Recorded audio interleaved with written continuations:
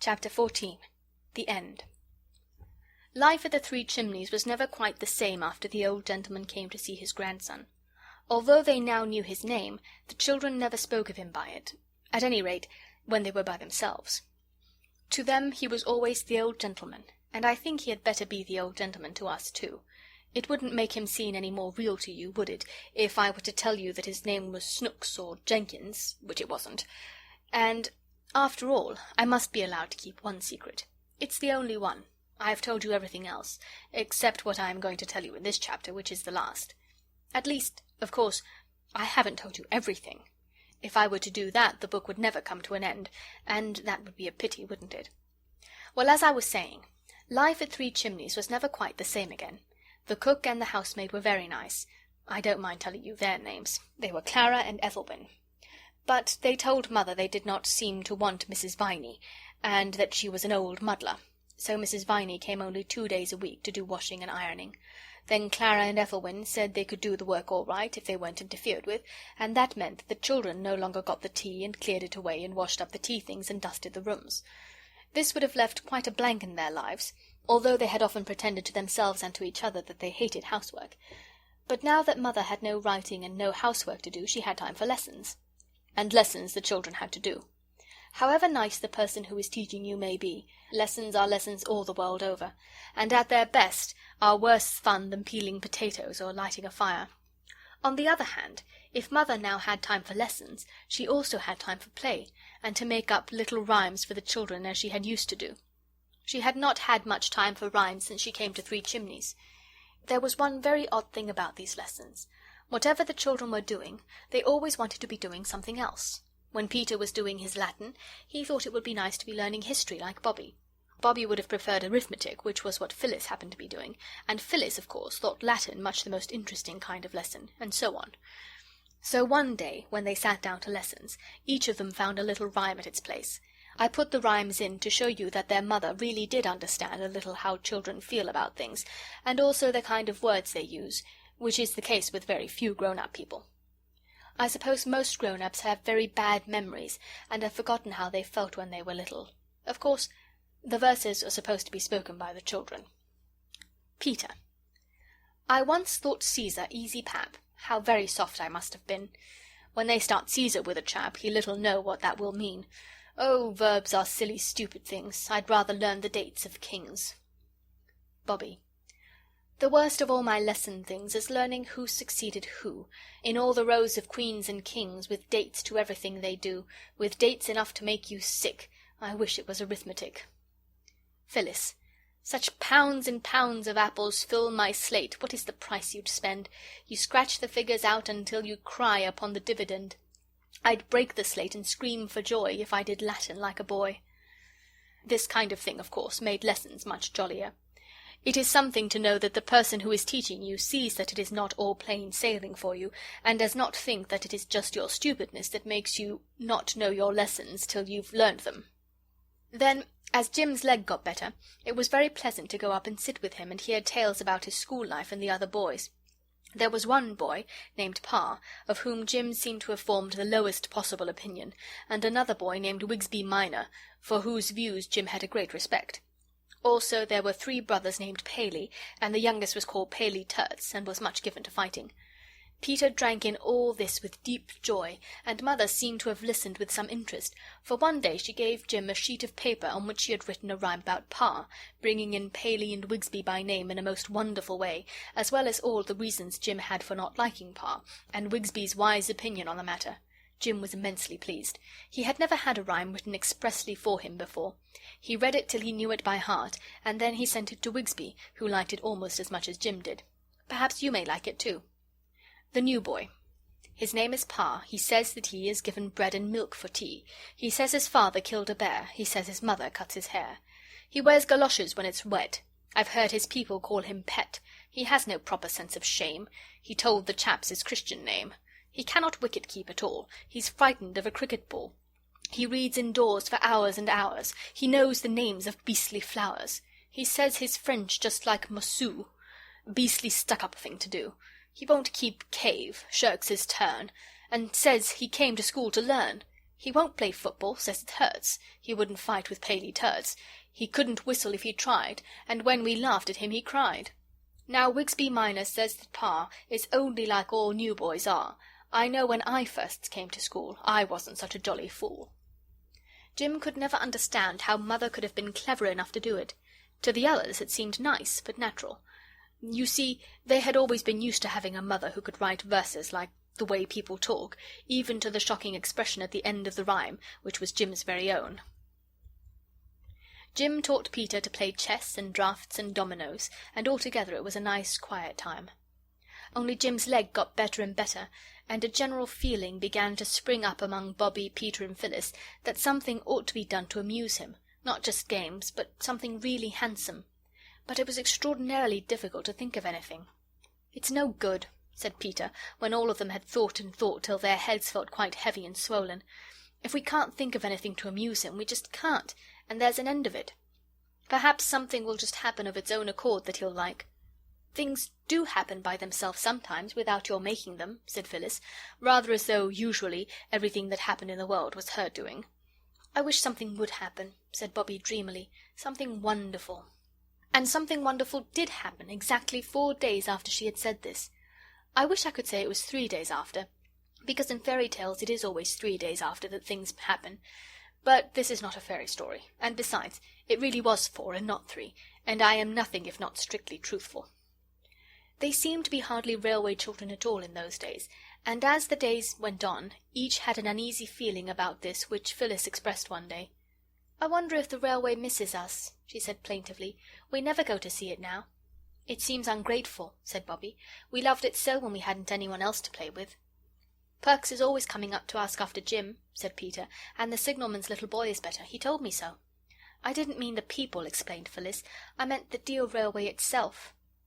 "The thing I don't like," said Bobby, on this 4th day, which was a Tuesday, "is our having stopped waving to the 9:15 and sending our love to Father by it." "Let's begin again," said Phyllis, and they did. Somehow the change of everything that was made by having servants in the house and Mother not doing any writing made the time seem extremely long since that strange morning at the beginning of things, when they had got up so early and burnt the bottom out of the kettle, and had apple pie for breakfast, and first seen the railway. It was September now, and the turf on the slope to the railway was dry and crisp.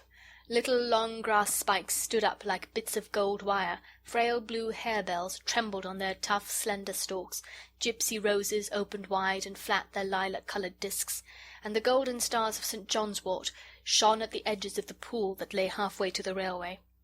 Bobby gathered a generous handful of the flowers and thought how pretty they would look, lying on the green and pink blanket of silk waste that now covered Jim's poor broken leg. "Hurry up," said Peter, "or we shall miss the 9:15. "I can't hurry up more than I am doing," said Phyllis. "Oh, bother it, my bootlace has come undone again." "When you're married," said Peter, "your bootlace will come undone going up the church aisle, and your man that you're going to get married to will tumble over it and smash his nose in on the ornamented pavement, and then you'll say you won't marry him, and you'll have to be an old maid." "I shan't," said Phyllis. "I'd much rather marry a man with his nose smashed in than not marry anybody." "It would be horrid to marry a man with a smashed nose all the same," went on Bobby. "He wouldn't be able to smell the flowers at the wedding. Wouldn't that be awful?" "Bother the flowers at the wedding!" cried Peter. "Look, the signal's down. We must run."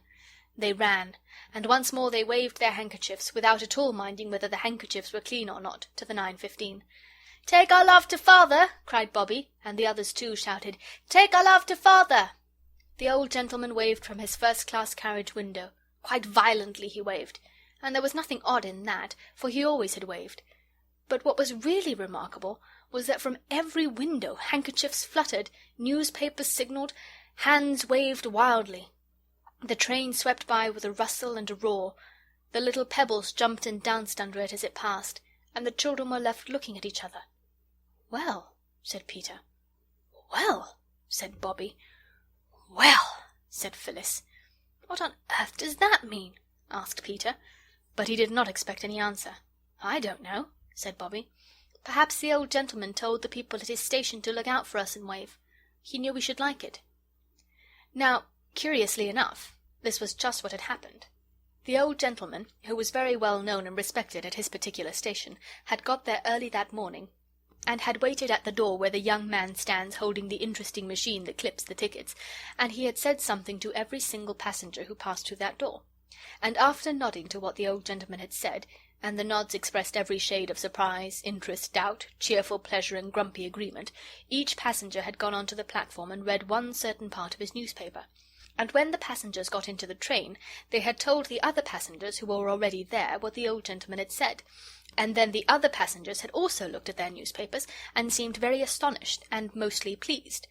Then, when the train passed the fence where the 3 children were, newspapers and hands and handkerchiefs were waved madly, till all that side of the train was fluttery with white like the pictures of the King's coronation in the biograph at Maskelyne and Cook's.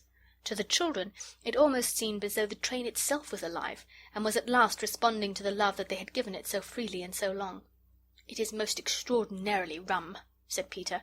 "Most stronnery," echoed Phyllis. But Bobby said, "Don't you think the old gentleman's wave seemed more significating than usual?" "No," said the others. "I do," said Bobby.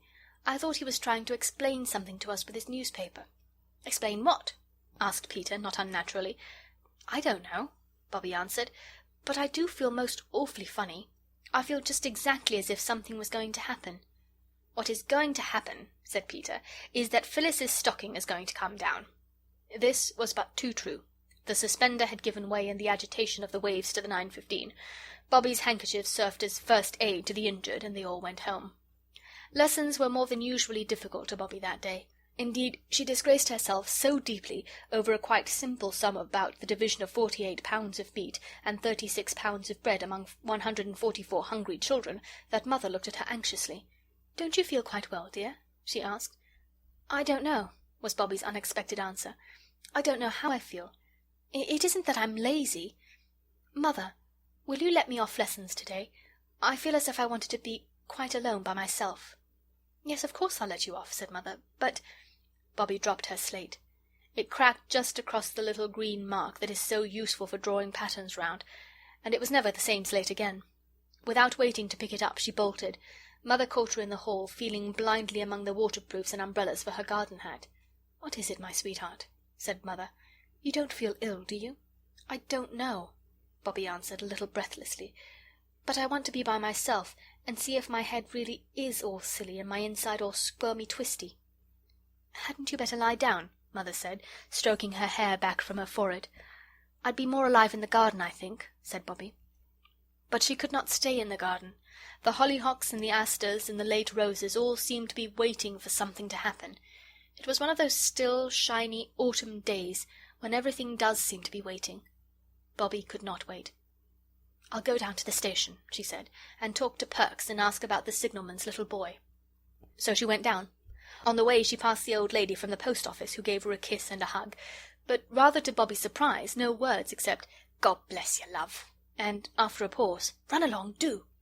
The draper's boy, who had sometimes been a little less than civil and a little more than contemptuous, now touched his cap and uttered the remarkable words, "Morning, miss, I'm sure." The blacksmith, coming along with an open newspaper in his hand, was even more strange in his manner.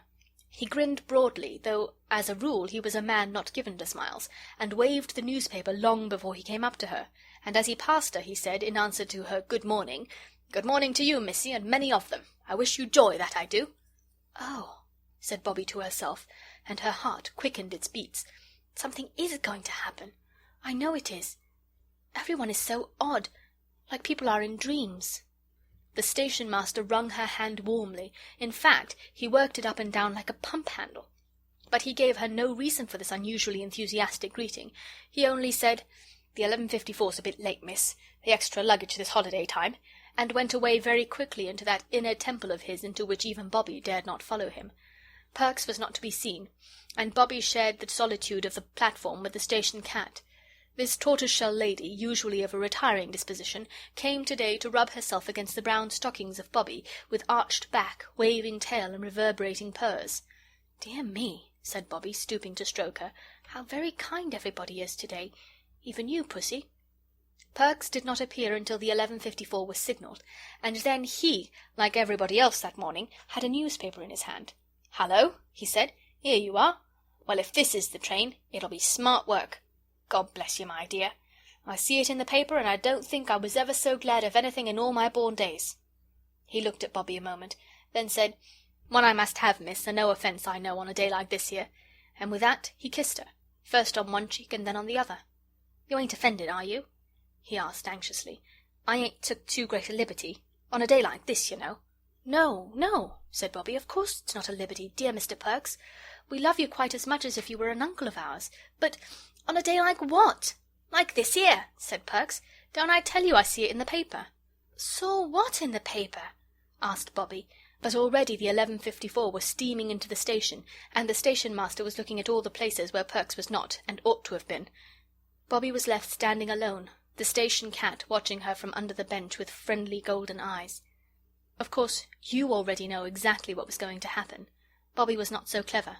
She had the vague, confused, expectant feeling that comes to one's heart in dreams. What her heart expected I can't tell, perhaps the very thing that you and I know was going to happen, but her mind expected nothing. It was almost blank, and felt nothing but tiredness and stupidness and an empty feeling, like your body has when you have been a long walk and it is very far indeed past your proper dinner time. Only 3 people got out of the 11:54. The first was a countryman with 2 baskety boxes full of live chickens, who stuck their russet heads out anxiously through the wicker bars. The second was Miss Peckett, the grocer's wife's cousin, with a tin box and 3 brown paper parcels. And the third— "Oh, my daddy! My daddy!" The scream went like a knife into the heart of everyone in the train, and people put their heads out of the windows to see a tall, pale man with lips set in a thin, close line, and a little girl clinging to him with arms and legs, while his arms went tightly around her. "I knew something wonderful was going to happen," said Bobbie as they went up the road, "but I didn't think it was going to be this. Oh, my daddy, my daddy!" "Then didn't Mother get my letter?" Father asked. "There weren't any letters this morning. Oh, Daddy, it is really you, isn't it?" The clasp of a hand she had not forgotten assured her that it was. "You must go in by yourself, Bobbie, and tell Mother quite quietly that it's all right. They've caught the man who did it. Everyone knows now that it wasn't your daddy." "I always knew it wasn't," said Bobbie. "Me and Mother and our old gentleman." "Yes," he said, "it's all his doing. Mother wrote and told me you had found out, and she told me what you'd been to her. My own little girl." They stopped a minute then. And now I see them crossing the field. Bobbie goes into the house, trying to keep her eyes from speaking before her lips have found the right words to tell Mother quite quietly that the sorrow and struggle and the parting are over and done, and that Father has come home. I see Father walking in the garden, waiting, waiting. He is looking at the flowers, and each flower is a miracle to eyes that all these months of spring and summer have seen only flagstones and gravel and a little grudging grass. But his eyes keep turning towards the house, and presently he leaves the garden and goes to stand outside the nearest door. It is the back door, and across the yard the swallows are circling. They are getting ready to fly away from cold winds and keen frost to the land where it is always summer.